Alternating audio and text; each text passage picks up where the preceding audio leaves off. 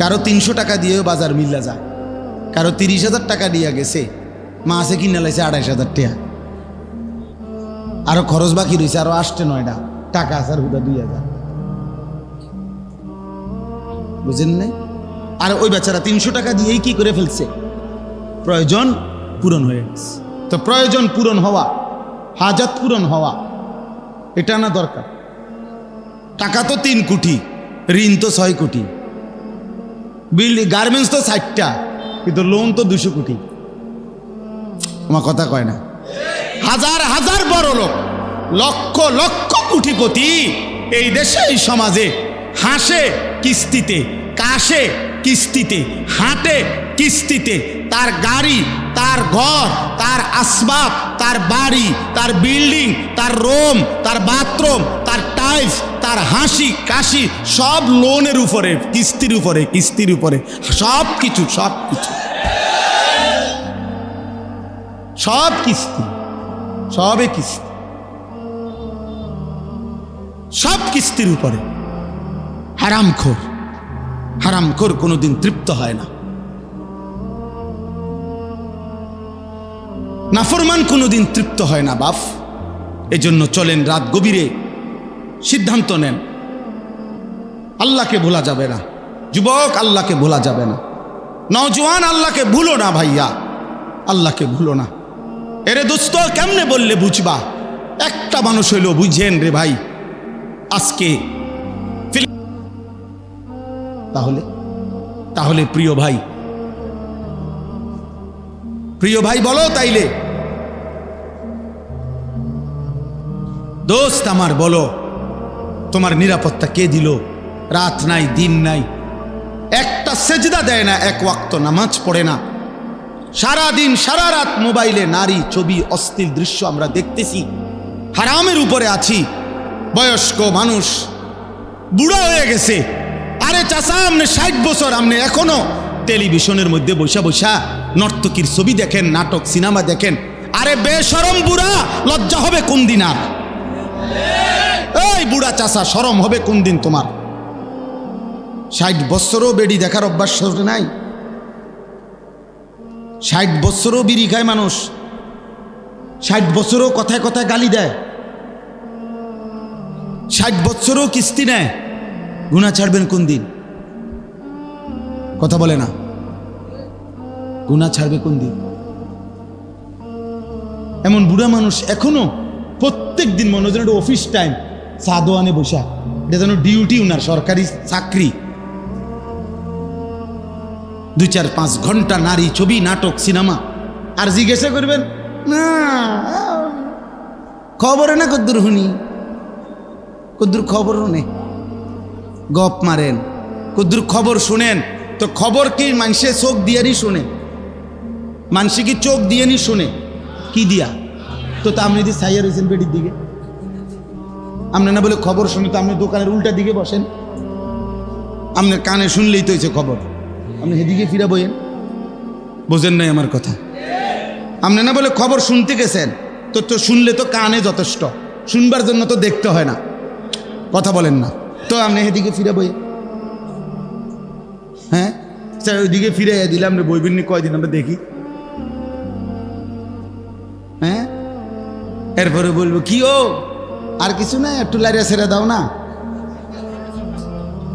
Lyra ছেড়ে দাও, এত অসভ্য কিছু আসেনি দেখাও। লাইরা ছেড়ে নইলে আর কি দেখাইবে? এর চাইতে জঘন্য খারাপ কিছু আর নাই তো কি? নাউযুবিল্লাহ। যদি কারো লজ্জা লাগে, যদি বলেন মুরব্বী মানুষের বুঝি মানুষ এডি কয়, তো আপনি ছেড়ে দেন, এতটা আরাম ধরে কইতাম না। কথা বলেন না কেন? আর যদি বলেন আমি এটা করি না, তো আমি কি আপনাদের বলছি নাকি? তো আপনি চেতেন কা? কথা বলেন না কেন? আপনার কি বলছি নি আমি? তো আপনি ভালো হইলে তো আমার অসুবিধা কি? আপনার তো বলি নাই। আর যে এই পরিমাণ বদভ্যাস, উনি ছাড়বে না কেন? আমরা চাই আমার চাচা যেন হয় জান্নাতি, দাদা যেন হয় জান্নাতি, সন্তান যেন হয় জান্নাতি, স্ত্রী যেন হয় জান্নাতি। এক মুমিন কি এটা চাইবে না? তাইলে ইমানদারের চাওয়া তো এটা, পুরা ফ্যামিলি জান্নাতি হওয়া, পুরা পরিবার জান্নাতি হওয়া। নাহলে আমরা দাদার জন্য দোয়া করাই কা, যদি দোয়া করে দেন আমার দাদার লাগিয়া, আল্লাহ যেন আমার দাদারে মাফ করে দেয়। আমার আব্বার জন্য দোয়া করেন, আমার চাচার লাগিয়া, চাচা মারা গেছে, দোয়া করেন। আমরা দোয়া করাই না, তার মানে আমরা প্রত্যেকে চাই আমার দাদা, চাচা, মামা, ফুফা, খালু, আমার ভাই, বোন, স্ত্রী, সন্তান সবাই জান্নাতি হোক, এটা আমরা চাই না? তো তার জন্য কি কোনো উদ্যোগ নিতে হবে না? কোনো চেষ্টা করতে হবে না? আল্লাহ আমাদেরকে তৌফিক দান করেন। এর জন্য আসতে আপনাদের কাছে আমার অনুরোধ, বাপ, আমার অনুরোধ সারা পৃথিবীর মজলুম মুসলমানের দিকে তাকায়া, রক্ত স্নাত মুসলমানের রক্ত মাখা দেখার দিকে তাকায়া মনে রাখেন এই আঘাত আমাদের উপরও আসতেছে। যুবক ছেলেরা, তোমরা যে পরিমাণ আল্লাহর নাফরমানি করছ, ছেলেরা তোমরা যেভাবে সারা রাত নারী, ছবি, মোবাইল নিয়ে ব্যস্ত হয়ে গেছো বন্ধু, এই চোখের এই পরিমাণ গুনাহ এক অঙ্গে, এই চোখ দিয়ে যদি রাত্র দিন তুমি একটি অঙ্গ শরীরের এত গুনাহ যদি শুধু এক অঙ্গ দিয়ে করো, আহা বন্ধু, বাকি দেহের কি অবস্থা? আরে ভাইয়া, এই অসভ্য অভ্যাস, এই বদভ্যাস একদিন আমাদেরকে ফকির বানাও, একদিন ফকির বানাও। কত টাকা অনাদরে, অবহেলায় আমরা এভাবে খরচ করে ফেলতেছি। আর মজলুম ভাই, ছোট্ট বাচ্চা 12 কিলোমিটার পায়ে হেঁটে একটা রুটির জন্য হাত পাচ্ছে।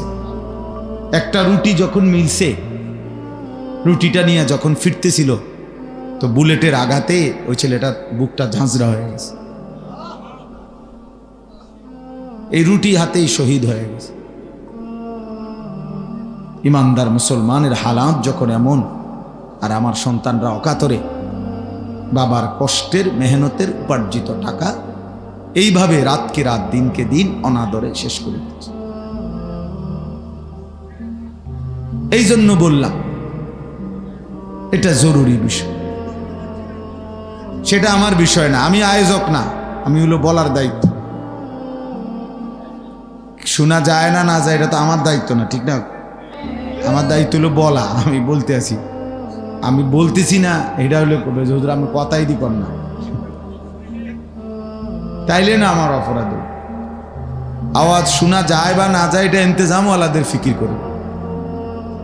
আচ্ছা চলেন, তাইলে আমার বলার উদ্দেশ্য, যে শুনতেছেন শুনে, তাইলে আমার বলার উদ্দেশ্য হলো আল ইস্তেমা, মনোযোগ। নওজোয়ান ভাই, তোমাদের কাছে অনুরোধ ভাই, এটা এক ধরনের মানসিক বিকৃতি যে সারাক্ষণ মোবাইল ধরে থাকা, যে কোনোখানে যে কোনো কিছু দেখলেই। এই কয়দিন আগে আমরা অনেকেই জানি, আমি তো এই সাক্ষাৎকার নিজে দেখছি, যে লোকটার নোয়াখালীর, যার পরিবারের 7 জন, ওই যে মাইক্রো যে পানি পড়ে গেছে, প্রবাসী লোকটা মারা গেছে না তার পরিবার। আমি নিজে শুনছি, ওই ভাই কানতে কানতে বলছে যে আমি মাইক্রো পড়ে যাওয়ার পর, সে তো বের হইতে পারছে, যে আমি কত চিৎকার করছি, কাকুতি মিনতি করছি মানুষের কাছে, শত শত মানুষ পারে দাঁড়ায়া, সবাই শুধু ছবি উঠাইলো, কিন্তু আমার সাথে কেউ একটু সহযোগিতা করল। সবাই ছবি উঠে। আমি একদিন দেখছি গৌরীপুর স্টেশনে একটা বাস পুড়ে যাচ্ছে, পুরাটা জ্বলে যাচ্ছে, কমপক্ষে 200-500 মানুষ সবাই ছবি উঠাইতেছে। এই ছাড়া কারো বিবেকে, দিমাগে অন্য কোনো ফিকির নেই। এটা মানবতা বলে? এটা বুঝি কথা হইল? তাহলে এইভাবে ধীরে ধীরে মনুষ্যত্ব, ইনসানিয়াত, হিউম্যানিটি, মানবতা দূর হয়ে যাবে। মানবতা দূর হয়ে যাবে। চাপাতা দিয়ে, রামবাদা দিয়া মানুষ কোপায়, আর বাকিরা ছবি তো। বিপদগ্রস্তের পাশে দাঁড়াবার মতো লোক যে পরিমাণ, তার চাইতে 100 গুণ হলো ছবি উঠায়। আফসোসের বিষয়। তাহলে এটা একটা এক ধরনের নেশা। একটা সময় দেখবেন এইটা আমাদেরকে পাগল, বিকৃত মস্তিষ্ক বানায়। আপনারা যারা ছেলেরা, তোমরাও খবর নিও ভাই, মোবাইলের এই যেমন আলট্রাসোনোগ্রাফি রুমে আরে আলট্রার রুম যেখানে এক্সরে করায়, ওই রুমে রুগীরে ছাড়া স্বাভাবিক কেউ ঢুকতে দেয় না কেন? জিজ্ঞাসা করে দেখেন। আমি তো কয়দিন আগেও জিজ্ঞাসা করছি ইবনে সিনা হসপিটালে। অর্থাৎ এটার যে রশ্মিটা, আলোটা বিকিরণ হয়, অত্যন্ত মারাত্মক। এটা অন্য লোকরা এখানে দাঁড়ায় থাকলে তাদের ক্ষতিকর। তাহলে সারা দিন রাত 24 ঘন্টা মোবাইলের এই স্ক্রিনের এই আলো সারাক্ষণ যে বিকিরণ হচ্ছে, নিশ্চিত দোস্ত চিকিৎসা বিজ্ঞানের দৃষ্টিতেও এটা ক্ষতিকর। শরীর স্বাস্থ্য, মেধা, বুদ্ধি বিবেকের জন্য এটা ক্ষতিকর। অসংখ্য ছেলে বর্তমানে এই মোবাইল প্রতিবন্ধী। মোবাইল প্রতিবন্ধী মানে কি? শুধু মোবাইল ছাড়া অন্যভাবে তাকে যদি এটার থেকে 1 ঘন্টা 1 মিনিট 1 ঘন্টা আলাদা করা হয় তো সে ছটফট করে, একরকম মনে হয় যেন সে মারা যাবে। তাহলে এটা মানসিক সমস্যা না? এটা প্রতিবন্ধী না? এক মাদ্রাসার উস্তাদ আমারে বলছেন, মোহতামিম সাহেব, কয় যে হুজুর ছাত্রর কাছে মোবাইল পাইছি, মাদ্রাসার ছাত্র, তারে যখন মোবাইলটা রাইখা দিছে জমা অফিসে, সে বিকালবেলা মোহতামিম সাহেবের কাছে এসে বলতেছে, হুজুর আমি দরকার হলে এই মাদ্রাসায় আর পড়বো না, আমার মোবাইলটা দিয়ে দিত। হ্যাঁ, হাসির বিষয় না। আরে দোস্ত, এটা মজাকের বিষয়, এটা তার চাঁদের দেশের গল্প না, এটা ভাবার বিষয়। গত 4-5 দিন আগে আমার একজন মোহতামিম আলেম, কসম আল্লাহর, উনি বলছেন 7 বছরের বাচ্চা ছেলে, মাদ্রাসার ছাত্র না, বাড়ির থেকে 1 সপ্তাহ বাড়ির থেকে আসছে তার বাবার সাথে। বলতেছে হুজুর বাবা সহ আসছে, যে বাবার হাতের বড় মোবাইলটা এটা ওই ছেলের হাতে।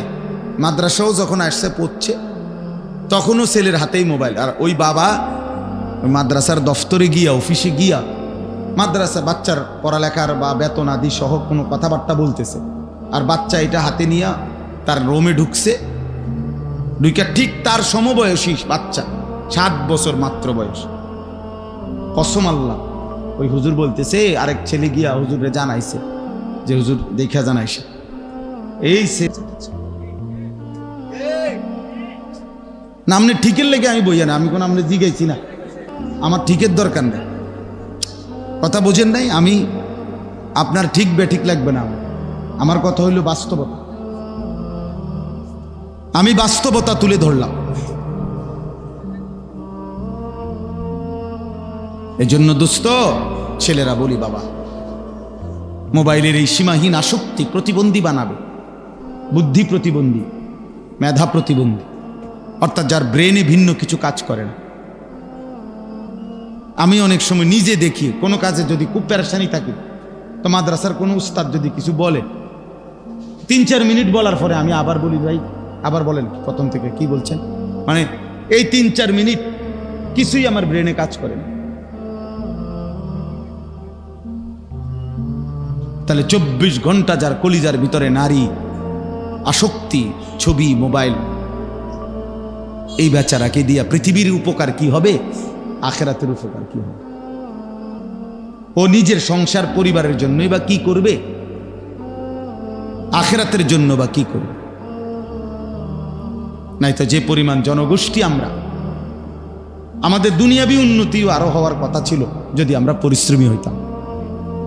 ইসরায়েলে যে ইহুদিরা মুসলমানদেরকে প্রতিদিন হত্যা করছে বন্ধু, ইসরায়েল, ওদের মূল জনগোষ্ঠী সর্বমোট 1 কোটি নয়। তুমি খোঁজ লাগাও,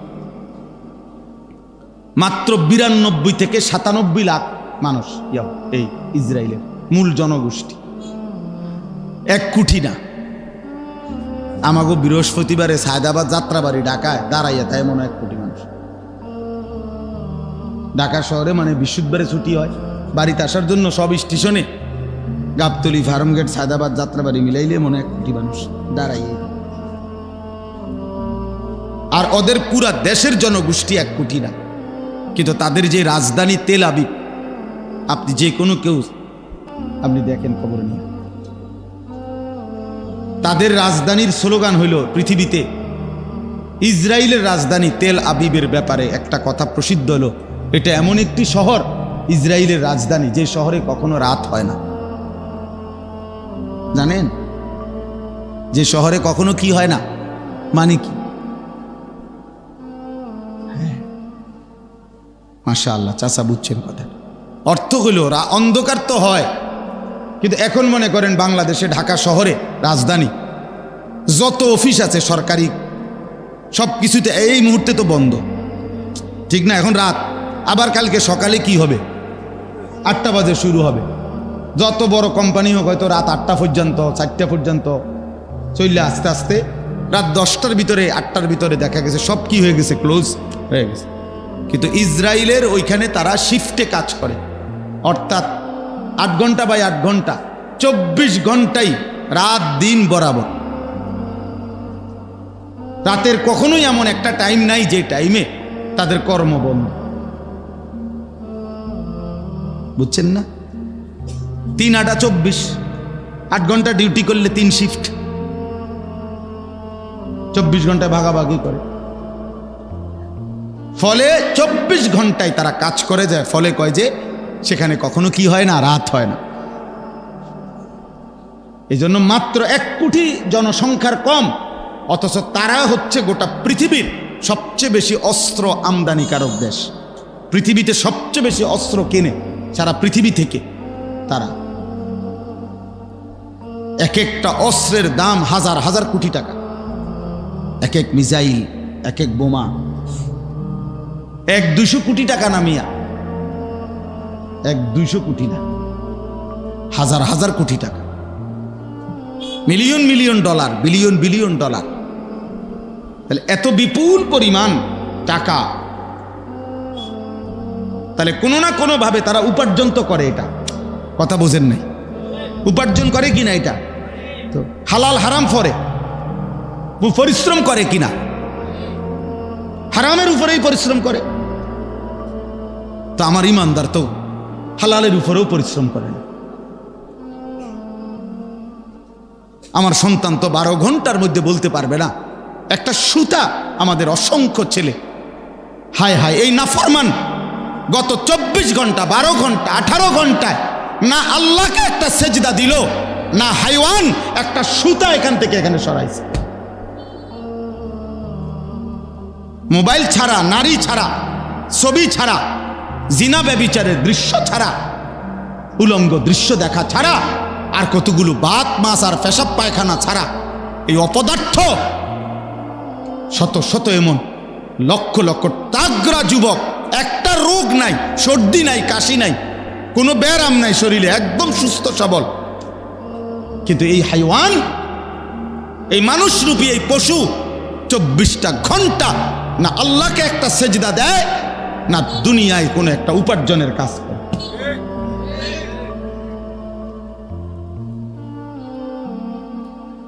তার বাপের ঘাম দোকানে হয়তো ভাইয়া ভাইয়া পড়তেছে, কতবার তার বাপে হয়তো ছোট্ট গামছা দিয়া মুখ মুছছে, কপাল মুছছে ঘাম।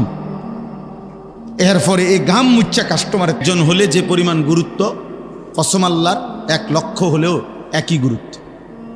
আল্লাহর কথা বলা আমাদের জিম্মাদারি, এটা গুনাহ জিম্মাদারি না। কয়জন এটা আমার দরকার নেই।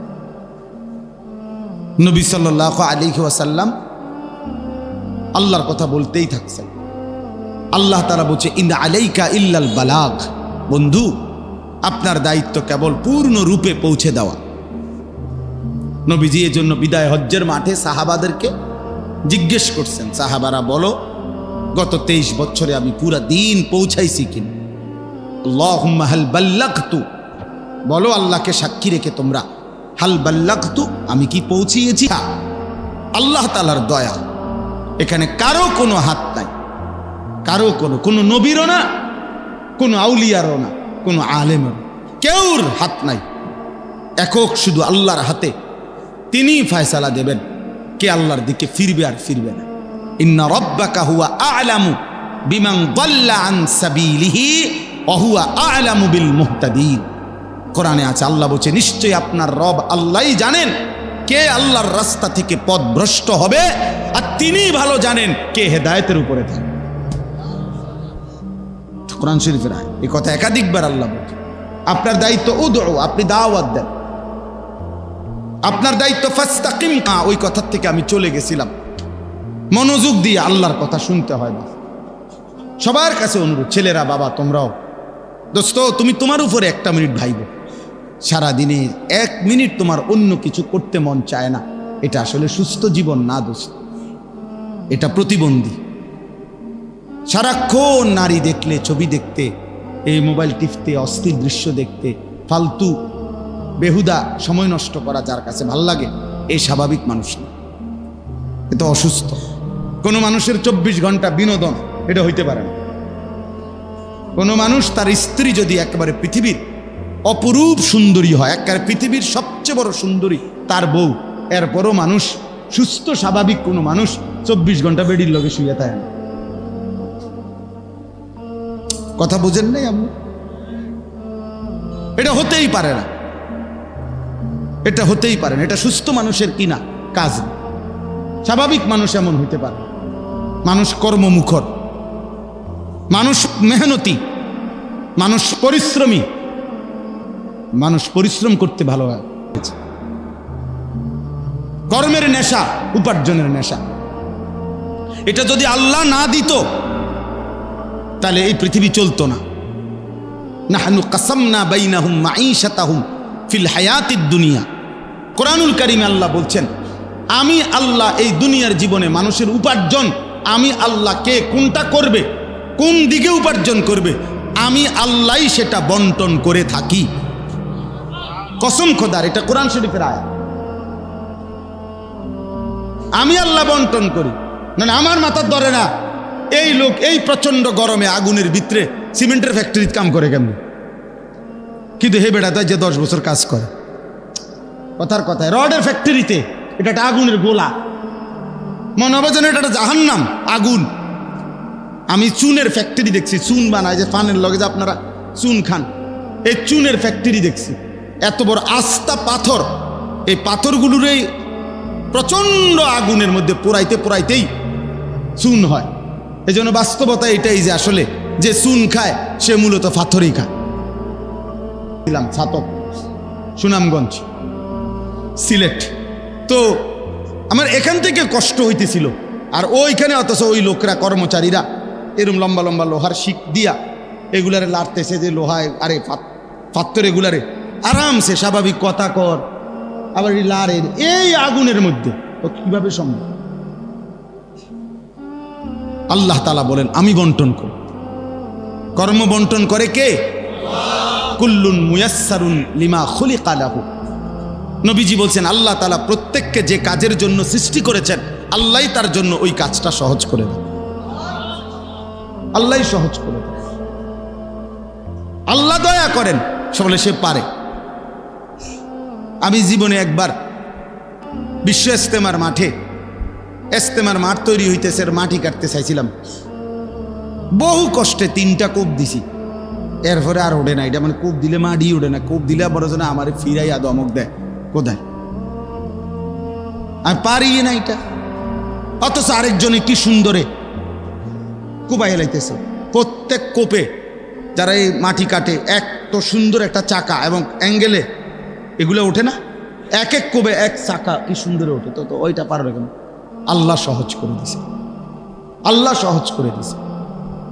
এই জন্য দোস্ত আমার, আমি শুরুতে এটা বললাম, আপনারা বাজার ব্যবসায়ী, ব্যবসায়ীদের উদ্যোগ, এজন্য বলছি আল্লাহ তাআলা আমাদেরকে এই কর্মের স্পৃহা, উপার্জনের মানসিকতা আল্লাহ দিছেন, সুস্থতা আল্লাহ দিছেন। আল্লাহ বন্টন করে, আল্লাহ বন্টন করে। বন্টন মানে আল্লাহ বলে, এই যে পঙ্গু, প্যারালাইজড, অচল, যে মানুষটা অন্ধ, বোবা, বধির, যে মানুষটার হাত পাও নাই, যে মানুষটা বিকলাঙ্গ, ওরে যে আমি বসায় রাখছি, তোমারে যে আমি কর্ম করার শক্তি দিছি, খোদার কসম আল্লাহ বলে এটা আমি আল্লাহ, আমার বন্টন, এটা আমার বন্টন। ওর সৃষ্টিকর্তাও আমি, তোমার সৃষ্টিকর্তাও আমি। ও অপরাধ করছে দেখে তারে অন্ধ বানায় ফেলছি, বিষয়টা এমন না। আর তুমি জুনায়েদ বাগদাদি হইয়া গেছো নেককার, এই জন্য তোমারে কামাই রোজগারি করতে দিছি এমন না। এটা আমার বন্টন,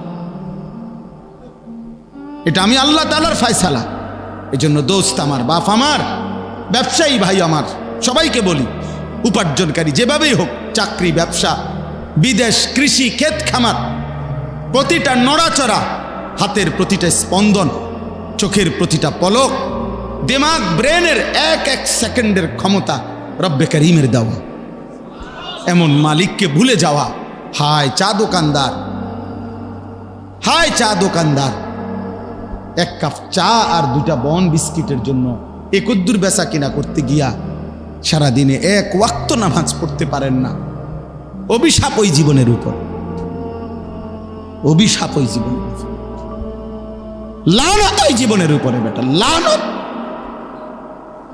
এক কাপ চা তোরে আল্লাহ ভুলাই দিছে, একটা বন রুটি তোরে আল্লাহ ভুলাই দিছে বেটা, বদনসিব বেটা। তো একটা অটো, সামান্য একটা অটো নাফরমানকে আল্লাহ ভুলাই দিছে। ও এর চাইতে বড় কিছু পাইলে কি করত? একটা সিএনজি নাফরমানকে আল্লাহ ভুলাই দিছে। ও এর চাইতে বড় কিছু পাইলে কি করত? বলে একটা সিএনজি চালায় সামান্য, এই তো এক ওয়াক্ত নামাজের টাইম নেই। একটা অটো চালায়, নামাজের টাইম নেই। অল্প গুদ্দুর মুদি দোকানদারি করে, হেবটার কাস্টমারের চাপ, হেবটা এই দেশের জমিদার, হেবটা নবাব সিরাজউদ্দৌলার নাতি, আল্লাহর কিছুই মনে করে না। আজান দিছে, কাকা ভাই যাবেন না মোট, আরে রাখ বেটা, সর বেটা। হ্যাঁ, মালিককে কিছুই মনে হয় না, কিছুই মনে হয় না। আয়াহসাবু আল্লান ইয়াকদিরা আলাইহি আহাদ ইয়াকুলু আহলাকতু মালাল লুবাদা। রব্বুল আলামিন বলে, আমার বান্দা কি ভেবেছো তোমার উপরে কারো কোনো ক্ষমতা নাই? কি ভেবেছো? ইয়াকুলু আহলাকতু মালাল লুবাদা। আল্লাহ বলে, আমার নাফরমান বান্দা বলে, আমি দুনিয়া বেঁচে থাকার জন্য অনেক টাকা খরচ করেছি, অসুবিধা হবে না। নাফরমান বলে, হুজুর 3 লক্ষ টাকা দিয়ে গেট বানাইছি, মজবুত gate, collapsible gate, SS5 gate, চারিদিকে বাউন্ডারি ওয়াল, এক একটা দরজা সেগুন কাঠের, 1 লাখ টাকা, সিসি ক্যামেরা লাগানো আছে পুরা বাড়ির চারদিকে। আজরাইল আসবে কেমনে? আজরাইলের আব্বাও তো আসতে পারবে না, সিসি ক্যামেরা আছে না। কলাপসিবল গেট আছে, সেগুন কাঠের দরজা আছে, কলিং বেল আছে। ইয়াকুলু আহলাকতু মালাল লুবাদা।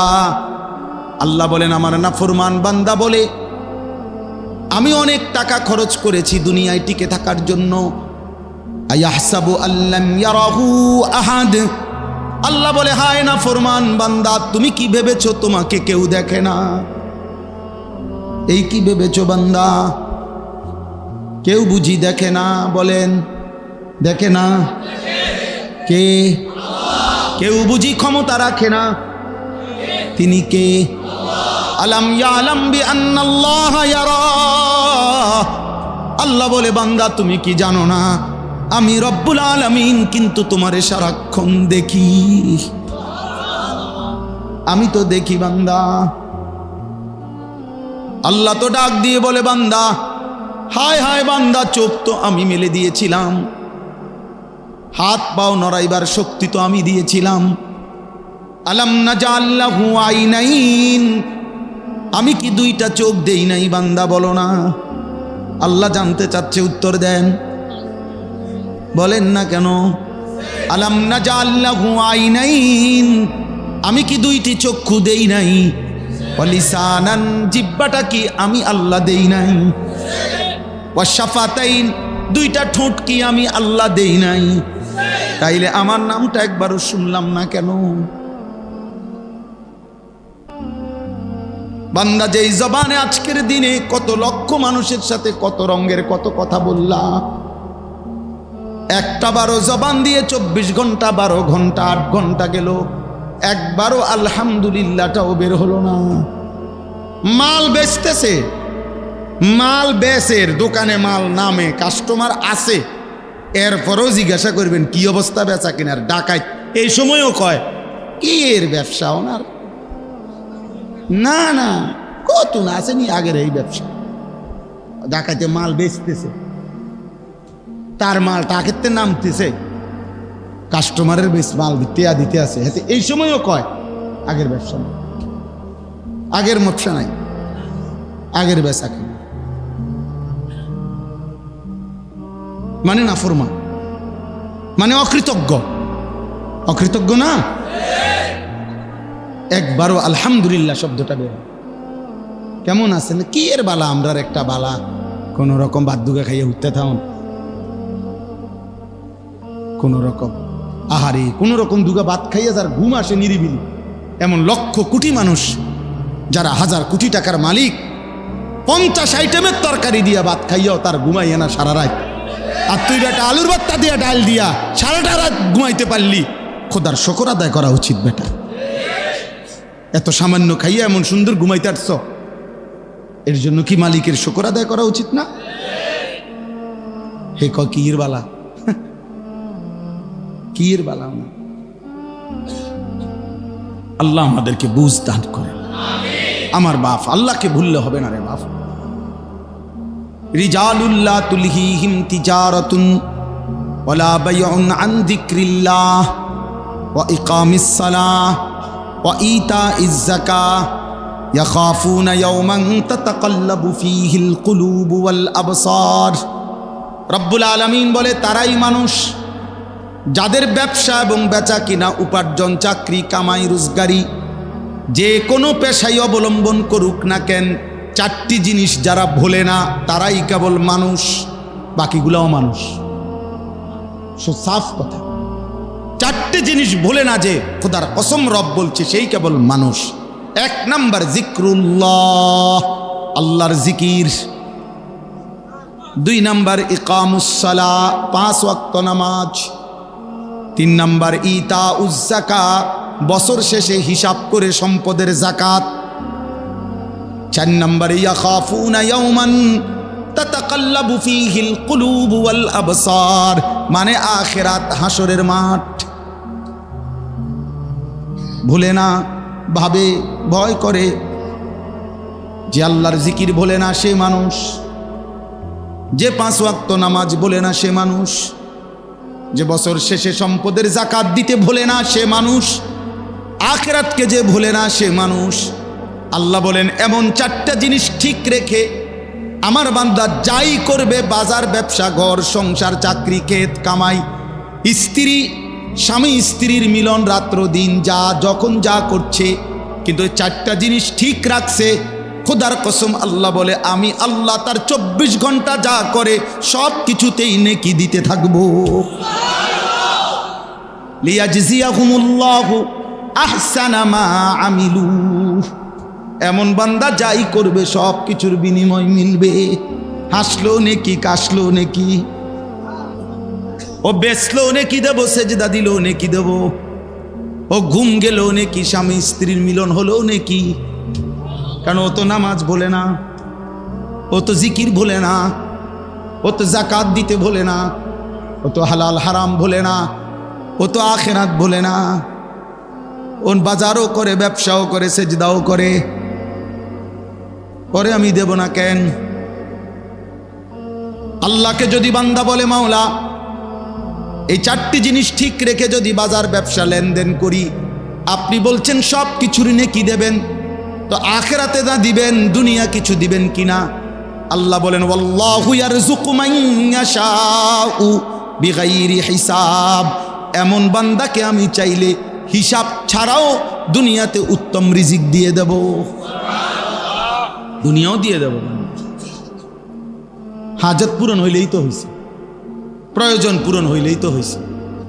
কারো 300 টাকা দিয়েও বাজার মিলা যায়, কারো 30,000 টাকা দিয়ে গেছে, মাসে কিনে লাইছে 28,000 টাকা, আরো খরচ বাকি রয়েছে, আরো আসছে 9টা টাকা আছে, হুদা 2,000।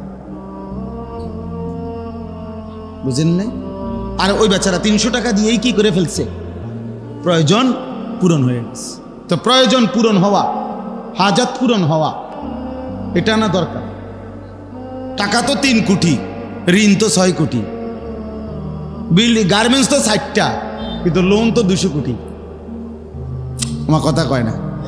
হাজার হাজার বড় লোক, লক্ষ লক্ষ কোটিপতি এই দেশে, এই সমাজে হাসে কিস্তিতে, কাশে কিস্তিতে, হাঁটে কিস্তিতে, তার গাড়ি, তার ঘর, তার আসবাব, তার বাড়ি, তার বিল্ডিং, তার রুম, তার বাথরুম, তার টাইলস, তার হাসি কাশি সব লোনের উপরে, কিস্তির উপরে, কিস্তির উপরে, সব কিছু, সব কিছু, সব কিস্তি, সবে কিস্তি, সব কিস্তির উপরে। হারামখোর, হারামখোর কোনোদিন তৃপ্ত হয় না, নাফরমান কোনোদিন তৃপ্ত হয় না বাপ। এজন্য চলেন রাত গভীরে সিদ্ধান্ত নেন, আল্লাহকে ভোলা যাবে না। যুবক, আল্লাহকে ভোলা যাবে না। নওজোয়ান, আল্লাহকে ভুলো না ভাইয়া, আল্লাহকে ভুলো না। এরে দোস্ত, কেমনে বললে বুঝবা? একটা মানুষ হইল বুঝেন রে ভাই। আজকে দোস্ত আমার, বলো তোমার নিরাপত্তা কে দিল? রাত নাই, দিন নাই, একটা সেজদা দেয় না, এক ওয়াক্ত নামাজ পড়ে না, সারা দিন সারা রাত মোবাইলে নারী ছবি, অশ্লীল দৃশ্য আমরা দেখতেছি, হারামের উপরে আছি। বয়স্ক মানুষ, বুড়া হয়ে গেছে। আরে চাচা, আপনি 60 বছর, আপনি এখনো টেলিভিশনের মধ্যে বসা বসা নর্তকীর ছবি দেখেন, নাটক সিনেমা দেখেন। আরে বেশরম বুড়া, লজ্জা হবে কোন দিন? আর এই বুড়া চাচা, শরম হবে কোন দিন তোমার? 60 বছরও বেড়ি দেখার অভ্যাস নাই, 60 বছরও বিড়ি খায় মানুষ, 60 বছরও কথায় কথায় গালি দেয়, 60 বছরও কিস্তি নেয়। গুনাহ ছাড়বেন কোন দিন? কথা বলে না, গুনাহ ছাড়বে কোন দিন? এমন বুড়া মানুষ এখনো প্রত্যেক দিন মনে হয় অফিস টাইম, চা দোয়ানে বসা, এটা যেন ডিউটি, উনার সরকারি চাকরি। 2-4-5 ঘন্টা নারী ছবি, নাটক, সিনেমা। আর জিজ্ঞাসা করবেন না খবরে না কদ্দুর শুনি, কদ্দুর খবর শুনে গপ মারেন, কদ্দুর খবর শুনেন। তো খবর কি মানুষে চোখ দিয়ারই শুনে? মানুষে কি চোখ দিয়ে নি শুনে? কি দিয়া? তো আপনি যদি ছাইয়া রয়েছেন বেডির দিকে, আপনি না বলে খবর শুনে, তো আপনি দোকানের উল্টা দিকে বসেন, আপনার কানে শুনলেই তো হয়েছে খবর, আপনি সেদিকে ফিরা বইয়েন। বোঝেন নাই আমার কথা? আপনি না বলে খবর শুনতে গেছেন, তো শুনলে তো কানে যথেষ্ট, শুনবার জন্য তো দেখতে হয় না। কথা বলেন না, তো আপনি সেদিকে ফিরা বইয়েন। হ্যাঁ স্যার, ওইদিকে ফিরে দিলাম রে, বইবেন নি কয়দিন আমরা দেখি। হ্যাঁ, এরপরে বলবো কি ও আর কিছু না, একটু লাইরা ছেড়ে দাও না, লাইরা ছেড়ে দাও, এত অসভ্য কিছু আসেনি দেখাও। লাইরা ছেড়ে নইলে আর কি দেখাইব? এর চাইতে জঘন্য খারাপ কিছু আর নাই তো কি? নাউযুবিল্লাহ। যদি কারো লজ্জা লাগে, যদি বলেন মুরব্বী মানুষের বুঝি মানুষ এডি কয়, তো আপনি ছেড়ে দেন, তাহলে আরামদের কইতাম না। কথা বলেন না কেন? আর যদি বলেন আমি এটা করি না, তো আমি কি আপনাদের বলছি নাকি? তো আপনি চেতেন কা? কথা বলেন না কেন? আপনার কি বলছি নি আমি? তো আপনি ভালো হইলে তো আমার অসুবিধা কি? আপনার তো বলি নাই। আর যে এই পরিমাণ বদভ্যাস, উনি ছাড়বে না কেন? আমরা চাই আমার চাচা যেন হয় জান্নাতি, দাদা যেন হয় জান্নাতি, সন্তান যেন হয় জান্নাতি, স্ত্রী যেন হয় জান্নাতি। এক মুমিন কি এটা চাইবে না? তাইলে ইমানদারের চাওয়া তো এটা, পুরা ফ্যামিলি জান্নাতি হওয়া, পুরা পরিবার জান্নাতি হওয়া। নাহলে আমরা দাদার জন্য দোয়া করাই কা, যদি দোয়া করে দেন আমার দাদার লাগিয়া, আল্লাহ যেন আমার দাদারে মাফ করে দেয়। আমার আব্বার জন্য দোয়া করেন, আমার চাচার লাগিয়া, চাচা মারা গেছে, দোয়া করেন। আমরা দোয়া করাই না, তার মানে আমরা প্রত্যেকে চাই আমার দাদা, চাচা, মামা, ফুফা, খালু, আমার ভাই, বোন, স্ত্রী, সন্তান সবাই জান্নাতি হোক, এটা আমরা চাই না? তো তার জন্য কি কোনো উদ্যোগ নিতে হবে না? কোনো চেষ্টা করতে হবে না? আল্লাহ আমাদেরকে তৌফিক দান করেন। আর জন্য আসতে আপনাদের কাছে আমার অনুরোধ বাপ, আমার অনুরোধ সারা পৃথিবীর মজলুম মুসলমানের দিকে তাকায়া, রক্ত স্নাত মুসলমানের রক্ত মাখা দেখার দিকে তাকায়া মনে রাখেন এই আঘাত আমাদের উপরও আসতেছে। যুবক ছেলেরা, তোমরা যে পরিমাণ আল্লাহর নাফরমানি করছ, ছেলেরা তোমরা যেভাবে সারা রাত নারী ছবি মোবাইল নিয়ে ব্যস্ত হয়ে গেছো বন্ধু, এই চোখের এই পরিমাণ গুনাহ এক অঙ্গে, এই চোখ দিয়ে যদি রাত্র দিন তুমি একটি অঙ্গ শরীরের এত গুনাহ যদি শুধু এক অঙ্গ দিয়ে করো, আহা বন্ধু, বাকি দেহের কি অবস্থা?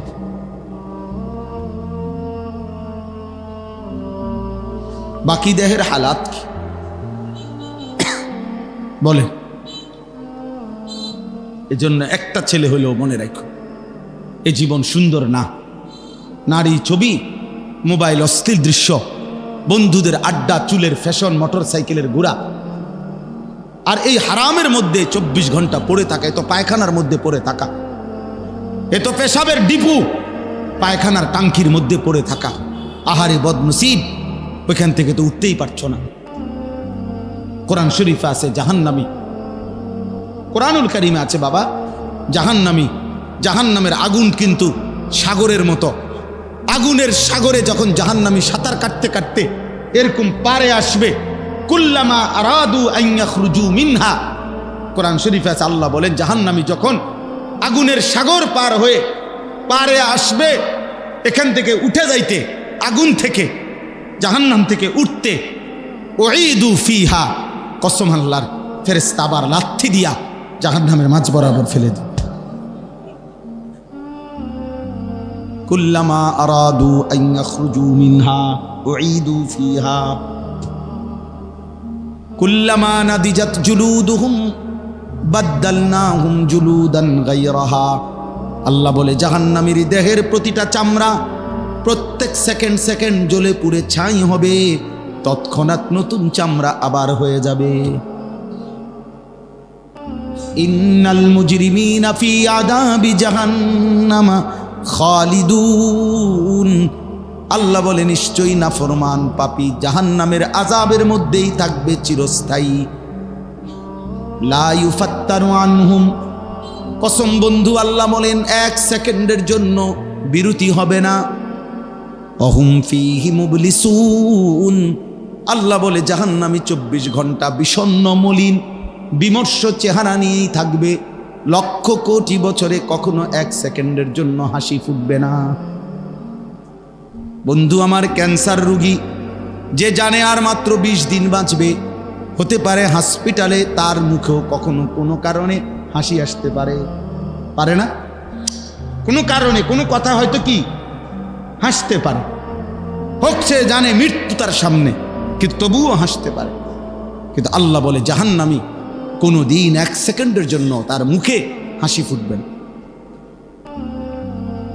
ওমা যালামনাহুম ওয়ালাকিন কানু হুমুজ যালিমিন।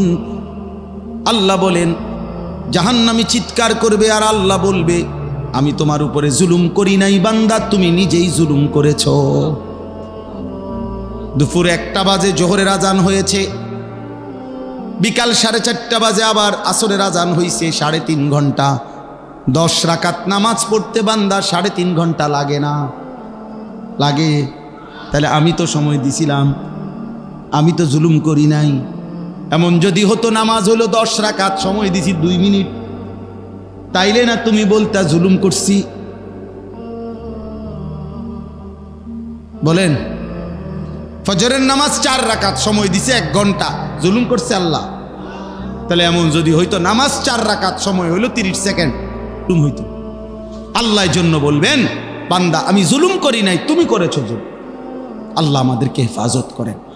অতএব আজকে এই শেষ কথা আমার এটা, চলেন একটা কথা আমি অনুরোধ করছি, জওয়ান বুড়া, আমি আপনি নারী পুরুষ আমরা সবাই এই চোখ হেফাজত করা বর্তমান সময়ের গবেষক, ইসলামী বিচক্ষণ পণ্ডিত এবং সর্বলাইনের একটা বড় বিষয়, সবার কথা যে মানুষের তার চোখ এই মোবাইলকে বিশেষ করে অসংযত ব্যবহারে 24 ঘন্টায় বেশি সময় এই চোখকে গুনাহের দৃশ্য, হারাম দৃশ্যের মধ্যে ব্যয় করাতে আজ আমাদের সব কিছুর মধ্যেই নিয়ন্ত্রণ হারা।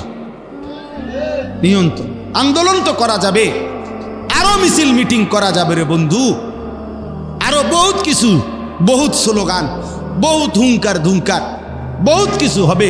কিন্তু আল্লাহর কসম, আল্লাহর কসম, আল্লাহর কসম, ওই আসমানওয়ালার রব যদি শান্তি না দেয়, নিরাপত্তা না দেয়, মাখলুকের কাছে কোনো নিরাপত্তা নাই। মাখলুকের কাছে, মানুষের কাছে কি নাই? নিরাপত্তা নেই, নিরাপত্তা নেই। আইন যত কঠিন কঠিনই হোক, ফাঁক ফোকর আরো এর ভিতর থাকে। অতএব শান্তি, স্বস্তি, নিরাপত্তা মূলত দেবে কে?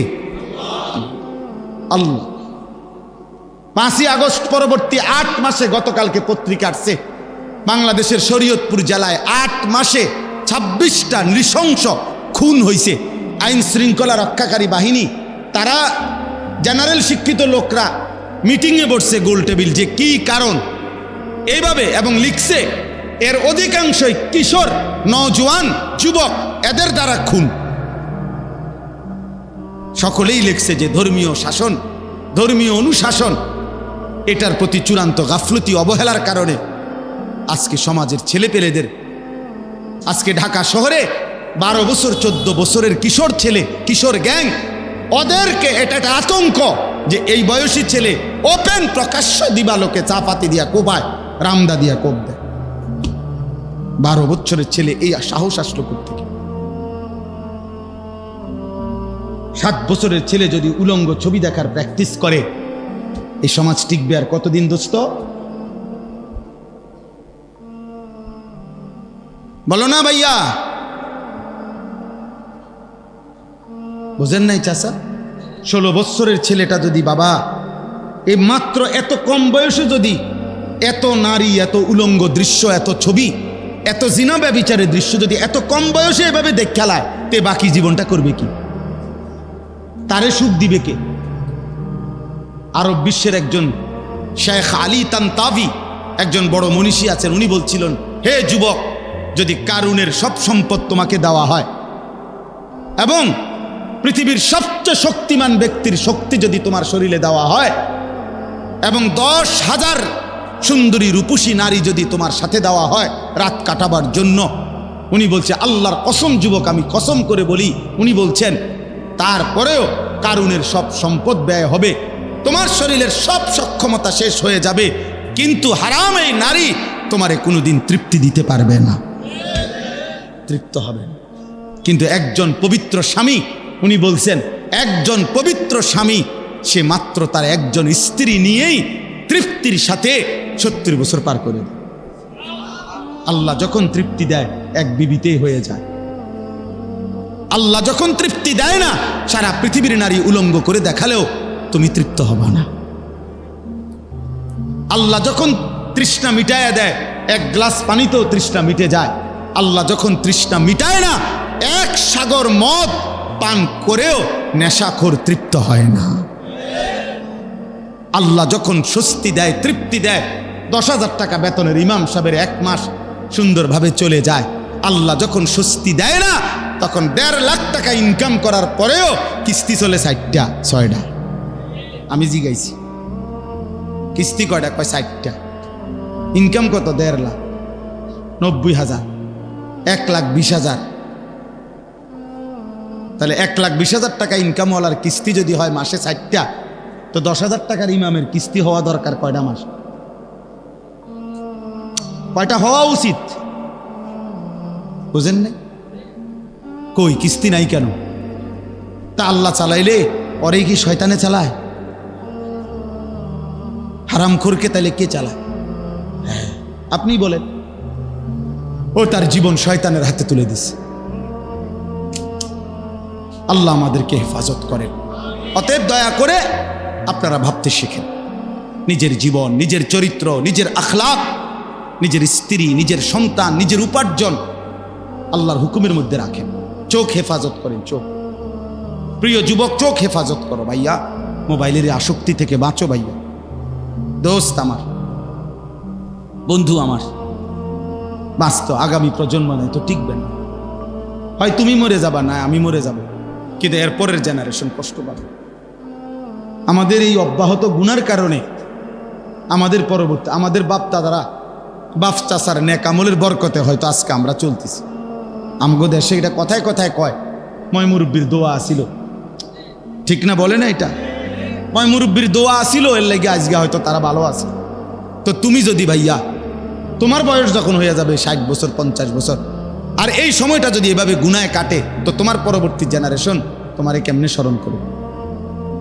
আল্লাহ আমাদেরকে হেফাজত করেন। আমাদের জীবন আল্লাহ তাআলা বলছেন আমাদেরকে কুল্লিল মুমিনিনা, এই আয়াতটাই পড়ছি, আমার কথা শেষ।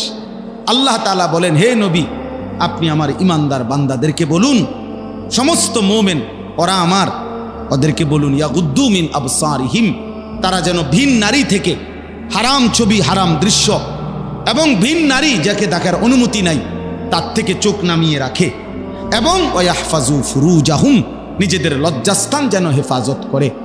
যালিকা আজকা লাহুম, আল্লাহ ওয়াদা দিছেন যে আমি ওয়াদা দিলাম আমার কোনো বান্দা যদি ভিন নারী থেকে, হারাম ছবি থেকে, হারাম দৃশ্য থেকে নজর নামিয়ে রাখে এবং লজ্জাস্থানের হেফাজত করে, আমি আল্লাহ তার অন্তর, তার দিল, তার কলিজা 100 পূর্ণ পবিত্র করে দেব। আজকা লাহুম, আজকা একদম পবিত্র করে দেব, সাফ করে দেব।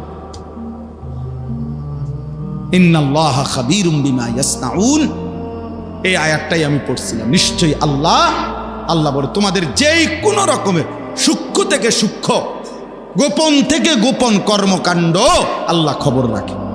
সেটা মাটির তলে হোক, পাহাড়ে হোক, জঙ্গলে হোক, রাত 2টায় হোক, লাইট নিবাইয়া হোক, দরজা বন্ধ করে হোক, সব কাছ থেকে নীরব নিস্তব্ধ অবস্থায় হোক, তবু আল্লাহ যেই কোনো সূক্ষ্ম থেকে সূক্ষ্ম, গোপন থেকে গোপন সকল কর্মকাণ্ড তিনি খবর রাখেন। কে কে বলেন? অতএব আমার ব্যবসায়ী ভাইদের কাছে বলি, বাপ আমার, এই ব্যবসায়ী চাকরি, এই ব্যবসা উপার্জন যেন নামাজ না ভুলায়, আখেরাত না ভুলায়। আমার কিশোর যুবক সন্তান, তোমাদেরকে বললাম চরিত্রের হেফাজত করো। বা এক মানুষের জীবনের সবচেয়ে বড় পুঁজি চরিত্র, আখলাক। এটা যখন থাকে না, মানুষের কাছে তার কুকুর বিড়ালের সমান মর্যাদাও থাকে না।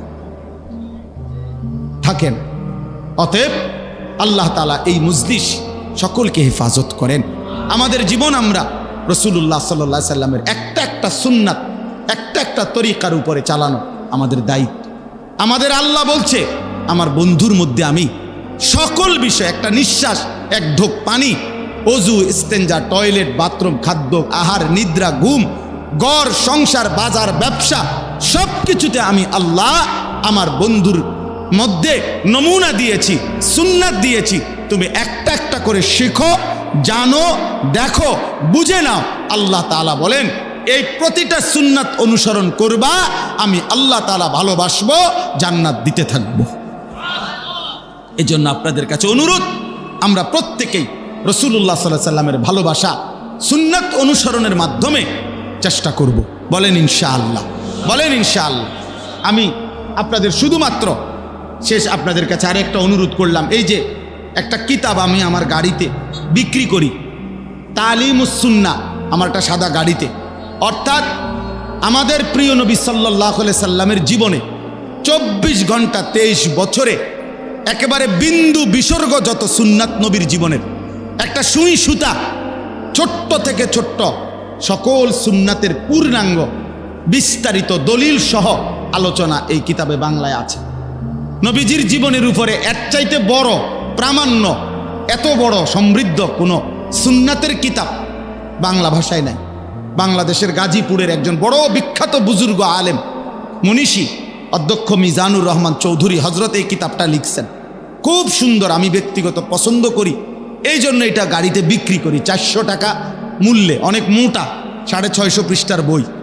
যাওয়ার সময় কারো সুযোগ হলে, ঘরে আগে এক সময় মুসলমানের ঘরে ঘরে মুকসিদুল মুমিনিন বই থাকতো, আপনার মানুষ পড়তো, বেহেশতি জাউর পড়তো, আপনি ঘরে রাখলে আপনার বিবি, বাচ্চা, স্ত্রী, সন্তান, নাতি নাতি ওরা পড়বে, নিজে পড়বেন। একটা সুন্নত যদি আমল করতে পারেন, জান্নাতের পথে আগায় যাবে। আল্লাহ তাআলা তৌফিক দান করেন। বাজার ব্যবসায়ীদেরকে আল্লাহ তাআলা কবুল করে নেন।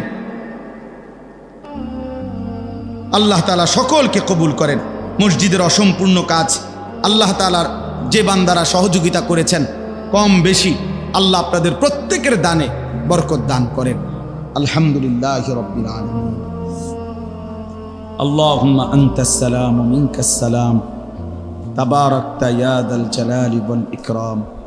মাওলায়ে কারীম আপনি মাফ করে দেন, রব্বে করিম আপনি মাফ করে দেন, আয় আল্লাহ আপনি মাফ করে দেন। আগামী জীবন আপনি সুন্দর করে দেন, ঈমান আমলের দৌলত দান করেন, ইজ্জত আফিয়ত দান করেন, তাকওয়া তহারত দান করেন, হিম্মত ইস্তেকামত দান করেন, দ্বীনের উপরে চলার থাকার তৌফিক দান করেন। আয় আল্লাহ জীবনটা সুন্দর করে দেন, আখিরাত সুন্দর করে দেন, পেছনটা মাফ করে দেন। আল্লাহ আপনার গোলামির হক আদায় করার তৌফিক দেন, সেজদাওয়ালা কপাল বানিয়ে দেন, কাঁদনেওয়ালা চোখ বানিয়ে দেন, জিকিরওয়ালা জবান বানিয়ে দেন, মোহব্বতওয়ালা দিল বানিয়ে দেন, সুন্নাতওয়ালা জীবন বানিয়ে দেন। নবীজির সুন্নাত একটি একটি অনুসরণ করার তৌফিক দান করেন, চোখ হেফাজত করার তৌফিক দান করেন। আল্লাহ নিজের ইজ্জত আব্রু হেফাজত করার তৌফিক দান করেন, হারাম থেকে বাঁচবার হিম্মত দান করেন। আল্লাহ বাজারের সমস্ত ব্যবসায়ীদেরকে কবুল করে নেন। আল্লাহ যারা যেভাবে সহযোগিতা করেছে কবুল করে নেন। আল্লাহ একটা টাকাও যে দিয়েছে তাকেও উত্তম বিনিময় দান করেন। আল্লাহ সমস্ত কবরবাসীদেরকে মাফ করে দেন, কিয়ামত পর্যন্ত কবরের আযাব মাফ করে দেন, কবরগুলোকে জান্নাতের টুকরা বানিয়ে দেন। আল্লাহ আমরা যারা বেঁচে আছি আমাদেরকে ঈমান আমল দান করেন, আমাদেরকে ঈমান আমল দান করেন, আমাদেরকে আপনার ভয় দান করেন, জাহান্নামের ভয় দান করেন, নেক আমলের প্রেরণা দান করেন, গুনাহ থেকে বাঁচবার হিম্মত দান করেন। আল্লাহ অনেক বাবা চাচা বয়স্ক মুরব্বী, আল্লাহ ওনাদেরকে আরও বেশি নেক আমলের তৌফিক দেন। কিশোর যুবক ছেলেগুলোকে নামাজি বানিয়ে দেন, চরিত্রবান বানিয়ে দেন। মোবাইলের আসক্তি থেকে হেফাজত করেন, নারীর আসক্তি থেকে হেফাজত করেন, মদ জুয়ার আসক্তি থেকে হেফাজত করেন, গান বাদ্য খেলাধুলা নাচ গান থেকে হেফাজত করেন। আল্লাহ আমার মা বোনদেরকে পর্দা পুশিদা দান করেন, ইজ্জত আব্রু হেফাজতের তৌফিক দেন। মা ফাতেমা রাবিয়া বসরিয়ার মতো কবুল করে নেন। উলামায়ে কেরামকে হায়াতে তৈয়বা আফিয়া দান করেন, উম্মতের ফিকির দান করেন, ছোট্ট মাসুম বাচ্চাদেরকে কবুল করে নেন। আয় আল্লাহ এই বাজারের সমস্ত ব্যবসায়ীদেরকে কবুল করে নেন।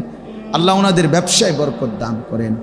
আলা মুহাম্মাদিন ওয়া আলা আলি মুহাম্মাদ কামা সাল্লাইতা আলা ইব্রাহিম ওয়া আলা আলি ইব্রাহিম ইন্নাকা হামিদুম মাজিদ।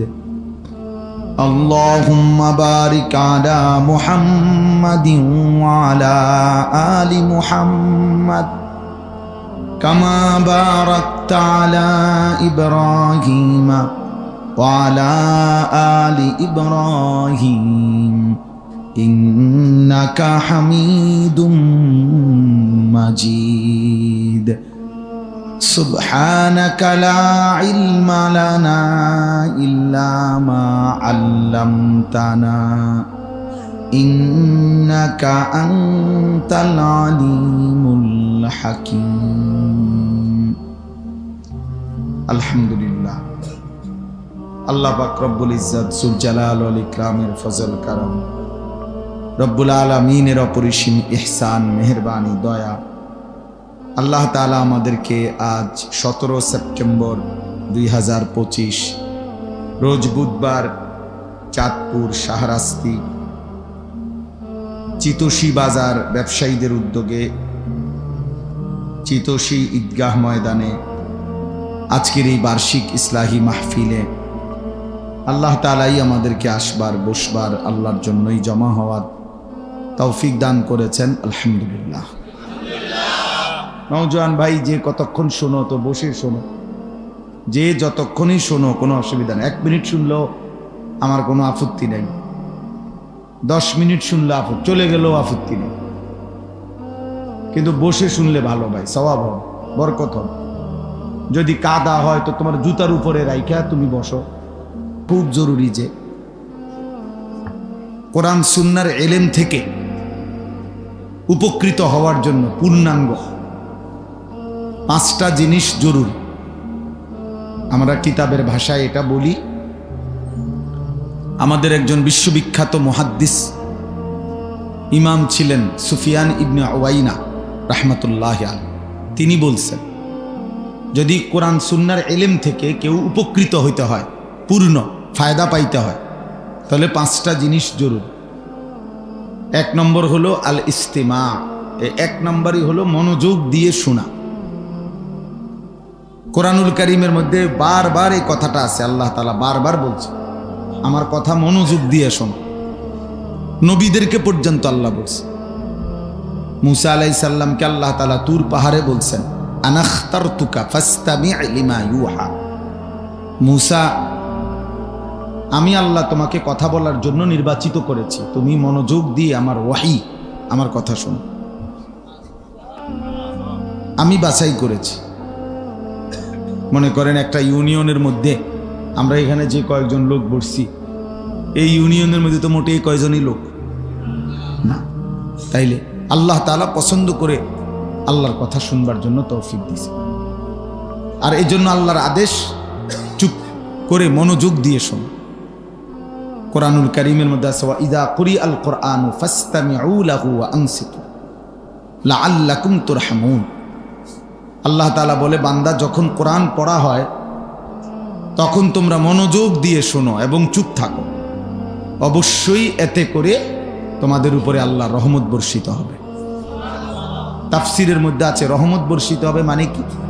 মানে হলো আল্লাহ তাআলা ওই যে কথাগুলো মনোযোগ দিয়ে শুনছো সে কথাগুলোর উপরে আমল করার তৌফিক দিবে। এটাই রহমত।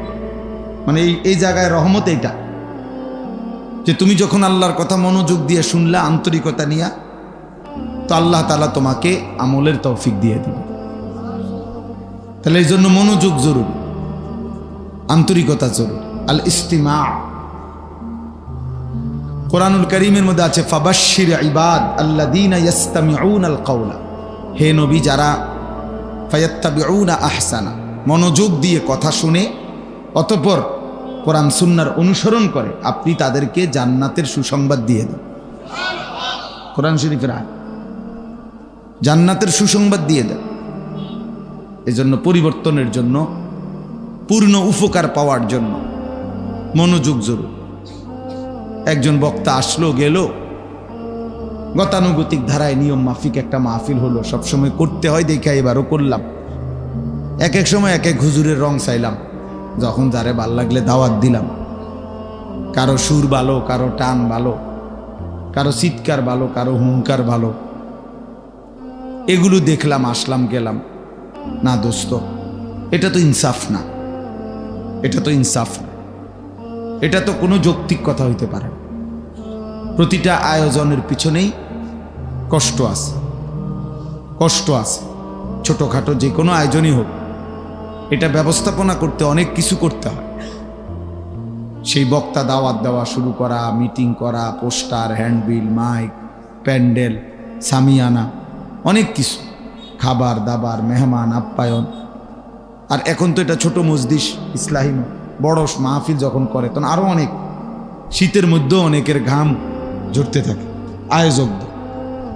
অনেক সময় মানুষ বলে যে মাহফিলের ব্যস্ততার কারণে 2টা পাও একত্র করতে পারছি না, বলে না এরকম কথা। তার মানে অনেক কষ্ট আছে, অনেক পরিশ্রম করতে হয়। এত পরিশ্রমের বিনিময়ে যদি কারো মধ্যে কোনো অনুভূতি না জাগে, বিবেক না জাগে, ফিকির না আসে, তো কি বলল, কি শুনলো? তাই এই জন্য এটা জরুরি। আপনারা এদিকে তাকান, ওনারা ওনার কথা বলুন, তাইলে এটা একটা ভাবার বিষয়। উপকার তো আসতে হবে। সাহাবায়ে কেরাম বর্ণনা করছেন, রাসূলুল্লাহ সাল্লাল্লাহু আলাইহি ওয়াসাল্লামের কথা ওনারা এতটা মনোযোগ দিয়ে শুনতেন। সাহাবী বর্ণনা করছেন যে যেন আমাদের মাথা শরীর থেকে আলাদা করে ফেলছে, অর্থাৎ কোনো নড়াচড়া নাই, মনে যেন মাথাই নাই, নড়াচড়া করবে কি? এজন্য আল ইস্তিমা, আমি এটা বললাম। তো মোবাইলটা যদি কেউ হাতে ধরে রাখে, ও ওয়াজে রেকর্ড করুক, কিন্তু এটা হাতে ধরে করলে কোনোভাবে মনোযোগ বসে না। ওই বেচারার এই সারাক্ষণ মনে হয় যে এটা উড়ে কিনা, একবার আগায়, একবার এটারে পিছায়, একবার এইদিকে নেয়, একবার ওইদিকে নেয়, এটারে বড় করে, ছোট করে, আবার চারিদিকে ঘুরায়। মানে এক ধরনের পাগল আর কি। বাস্তবতা, না না রসিকতা করে বলতেছি না, বাস্তবতা দেখে। তাইলে এখন এত কিছু ঘুরে গাড়াইয়া শেষ পর্যন্ত ঠিক আছে, মোবাইলের মধ্যে ছবি উঠলো, বয়ান উঠলো, তাই হাসরের ময়দানে ফেরেশতার কাছে শুধু মোবাইলটা জমা দিলেই তো হবে। তো তাইলে আল্লাহ, কারো মোবাইলের মধ্যে 10,000 ওয়াজ থাকলে কবর রাজাব মাফ তো লাভ। বলে আমারে 10 লক্ষ মানুষ চিনলে আমার কবর রাজাব মাফ তো ফায়দা কি? এই জন্য দেখার বিষয় হলো আমার জন্য কি নিলাম, আমার হৃদয়ে কি আসছে, কলিজার মধ্যে কি আসলো, দিলে কি আসলো। আর এটাই মোবাইল নিয়ে খসর মসর করলে এই বদ অভ্যাস হইতে হইতে আমি গাড়ির থেকে নামছি। তো বলেন, গাড়ির থেকে নামলে একজন আলেম, তো এইটাও ছবি উঠার বিষয়, হাঁটতেছে এটাও উঠানোর বিষয়। তাইলে বলেন, এটা ভাবা উচিত ইনসাফের সাথে। আমি এনাইসা ইস্তেঞ্জার জায়গা খুঁজতেছি, উনি বলতেছে আবার ইস্তেঞ্জার জায়গা নেই, তো আবার ওইদিকে যাইতাম করতেছি। এর মধ্যে থেকেও সবাই হাত বাড়াচ্ছে মুসাফা করতে। তারপরে তো মেজাজ তো বোঝা উচিত উনি এখন কি অবস্থানে আছে। না, কিছু মানুষের অভ্যাস হলো যে মানে শুধু ছবি উঠাও।